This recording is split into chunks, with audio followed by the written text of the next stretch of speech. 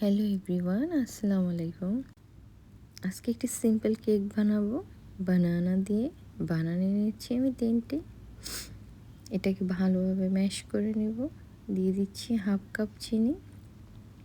চিনিটাকে মিক্স করে নেব। বাটার গলিয়ে নিয়েছি হাফ কাপ, আমি বাটার দিয়ে দিয়েছি। খুবই ইজি অ্যান্ড সিম্পল, খেতে ভেরি টেস্টি। দুটো এগ দিয়ে দিচ্ছি 3টে। ভালো করে মিক্স করে নেব। আপনি চাইলে যখন তখন বাচ্চাদের কেকটি তৈরি করে দিতে পারবেন। দিয়ে দিচ্ছি 1 কাপ ময়দা, হাফ চামচ বেকিং সোডা, 1 চামচ বেকিং পাউডার দিয়ে ভালো করে চেলে নিচ্ছি। নিয়ে এটাকে মিক্স করব।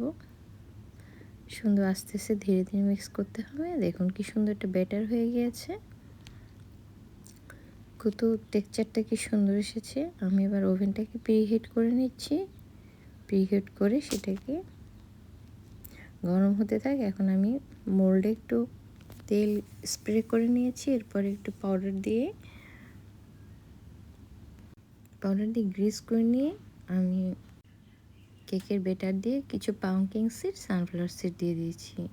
ওভেনটা আমার গরম হয়ে গিয়েছে। আমি এখন কেকটাকে দিয়ে দিয়েছি। আমি ট্যাপ করে নিয়েছি যাতে ভিতরে কোনো এয়ার না থাকে, সেটা দেখাতে পারিনি।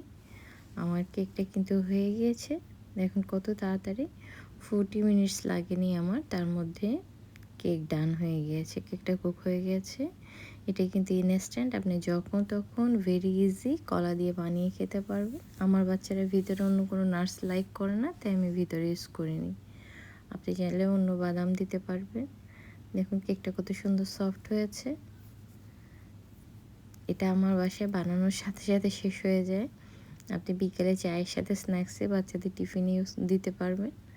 আমার রান্না আপনাদের ভালো লাগলে একটু সাবস্ক্রাইব করে পাশে থাকবেন।